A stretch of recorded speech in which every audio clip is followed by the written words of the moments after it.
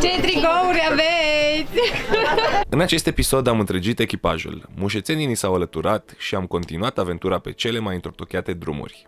Da, acum către ce ne îndreptăm? Către un lac? Un lac, dar micuț. Tocmai bun de notat. 8 km. Cam așa, cred că este. Noi suntem Ana și Kiwi, iar împreună am pus bazele proiectului Transfumant. Călătoriile noastre au fost și vor fi o continuă aventură atât în expedițiile noastre cu patrolul, cât și la concursurile unde ducem mereu Toyota la limită. Trăiește alături de noi și experimentează aventuri pline de peripeții care te fac să simți că trăiești. Apasă butonul subscribe și alătură-te aventurilor noastre săptămânale. Bună dimineața și bine v-am găsit la un nou episod de vlog. După cum ați văzut în ultimul episod, noi am ajuns în campingul de la Schöder, de pe marginea lacului Schöder. Nu se citește așa, sigur. O să lăsăm link eventual cu locația. După ziua de ieri în care am avut foarte mult off-road de ne-a ieșit pe ochi, de nu ajungeam la asfalt, astăzi vom face din nou off-road pentru că ne vom întâlni cu Mușe în sfârșit. Iar Mușe a cerut off-road, a zis că vrea să facă off-road. Așa că am găsit un track scurt de vreo 30 de kilometri. Vedem ce înseamnă track scurt de 30 de kilometri. Teoretic era marcat ca fiind greu, să sperăm că nu va fi chiar așa de greu. Sperăm că această ploaie care a ținut toată noaptea ne va lăsa să ne bucurăm totuși de peisajele din munții albanezi. Înainte de a începe, dorim să mulțumim sponsorului nostru, DMS Auto44.ro, care ne susține cu piese și accesorii de off-road și overlanding. Am ajuns la punctul de întâlnire prestabilit cu Mușe și nu am dat de nimeni aici, să vedem, mai ales că nu avem unii dintre noi cartele încă cumpărate de Albania. Să vedem, acum îl sună Uța, să vedem pe unde este. Teoretic ar fi trebuit să fie aici, deoarece noi am întârziat puțin. N-am știut că ei vor pleca atât de devreme dimineață. Am vorbit cu Mușe, mai are 40 de kilometri până la noi, a spus să găsim un loc unde ne putem întâlni și băga ceva la stomacel. Și vedem acolo mai departe ce și cum. Amortizările pentru următorii kilometri. Welcome to Romania Road. Am căutat eu pe aplicația pe care o tot folosesc offline, care se cheamă maps.me. Nu a dat rateuri până acum, e drept, dar am găsit un restaurant la 7,6 km. Acum ne mai arată GPS-ul că mai avem 500 de metri și noi suntem in the middle of fucking nowhere. Cine știe ce poate să răsară în 400 de metri? Și primul rateu a aplicației Anei.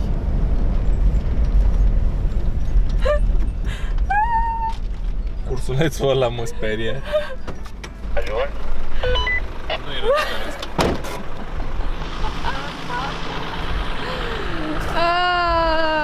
Minunat, minunat! Și ursulețul ăla de acolo, stați așa, de acolo, e magnific. Mai dă rateuri și aplicația mea. Suntem profund recunoscători pentru această recomandare și locație minunată. Dacă vezi ceva pe undeva care vă place, eu teoretic găsisem unul 350 de metri să vedem ce este acolo, dacă nu. Simt miros de mâncare. Ne apropiem! Cred că fast food-uri sunt destule, că altfel a ce să miroasă. Nu, asta e ambreiaj.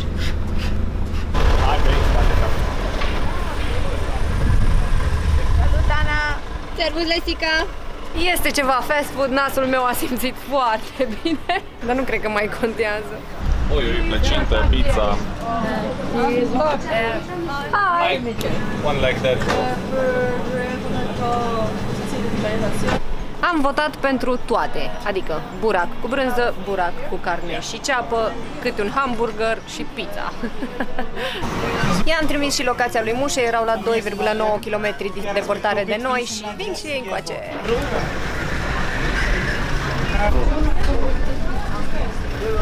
Servus!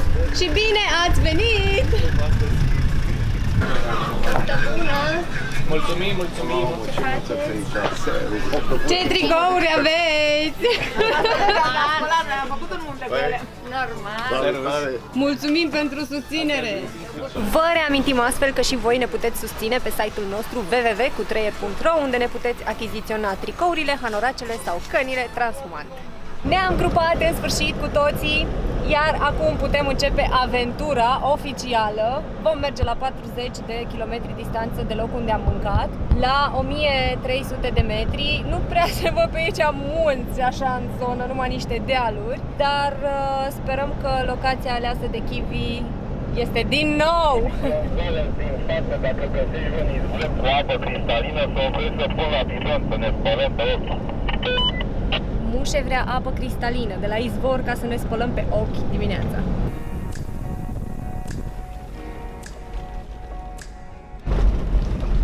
Atunci când mergi în concediu după ce ai fost la o etapă din campionatul național de off-road. Și pasagerii cu ce au greșit?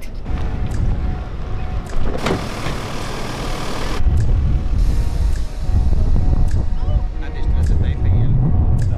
Facem acum o scurtă pauză, unii de beută, alții de pipi, mă refer la leții.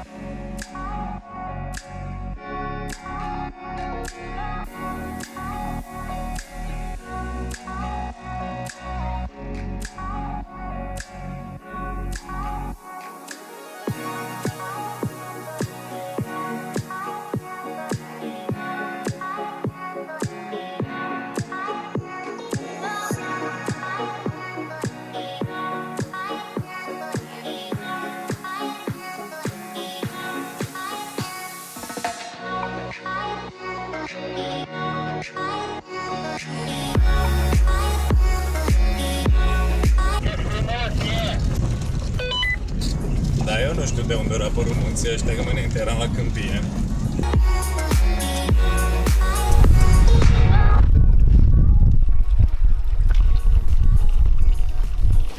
Dacă-i nasul. Este aici, Lenții. Aici, mamă, aici, uite, aici este. Aici abia. Aici, Nu nu bea acolo. ce, că e rece. Da, ușor, mamă, vezi? Da, acum către ce ne îndreptăm? Către un lac? Un lac, dar micuț. Ah, tocmai Am mai bun de tot- notat. 8 km. Cam așa cred că este. Am luat-o pe aici, Malaj. Este undeva aproape de comuna Fan, nu știu ce, dar nu o găsesc. Oare le-am blocat drumul? Nu cred, este cu adevărat. Auta verde de astea.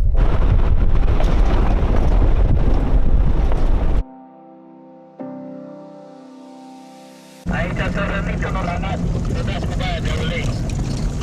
Și cam aici s-a și gătat uleiul. Am mers fără ulei. A, uite că tati mai scăpat cât un pic.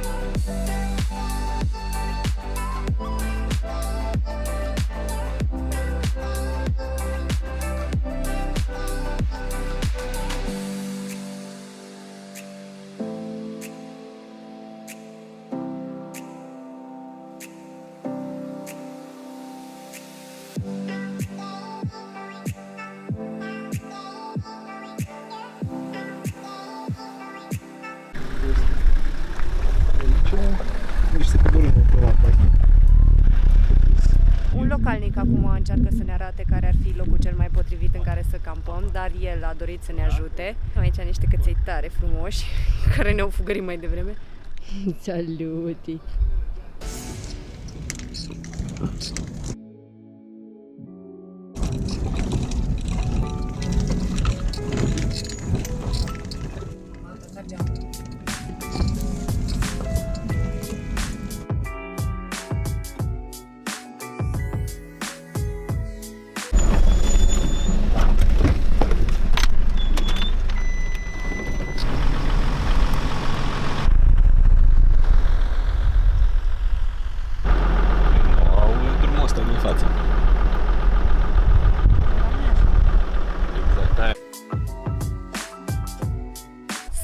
votat. Oficial, acesta va fi locul de campare pentru această noapte.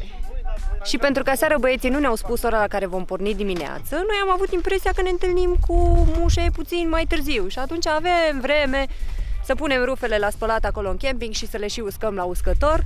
Da, de unde? După ce am băgat noi rufele la mașina de spălat, pe program de o oră s-au trezit și băieții, gata, facem bagajele, plecăm că cu mușe ne întâlnim într-o oră. Bam!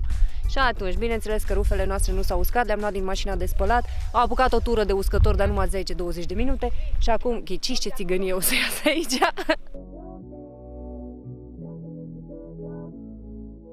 Fetele au terminat de întins hainele, între timp au venit 3 prieteni noi, pentru noi, 3 localnici de aici au venit să ne salute. Cumva cu greu din semne și apoi din Google Translate am reușit să ne înțelegem. Ei încercau să ne explice că nu e safe aici, că nu e în siguranță și am întrebat de ce? Deci ce poate să se întâmple? Și au zis, păi aici sunt urși. Sunt urși? Nu!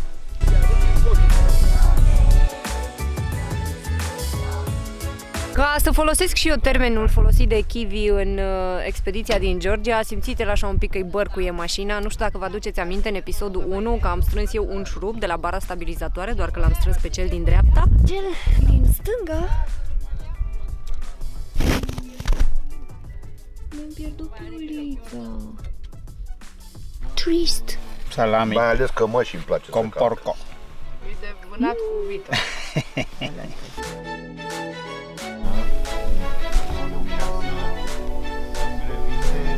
Lovește clopoțelul și rămâi alături de noi ca să vezi cum i-a pus Ana la treabă pe băieți, încă o bucată din raiul albanez, ce probleme mecanice am mai întâmpinat și unde este restaurantul cu cea mai spectaculoasă priveliște în care am mâncat vreodată.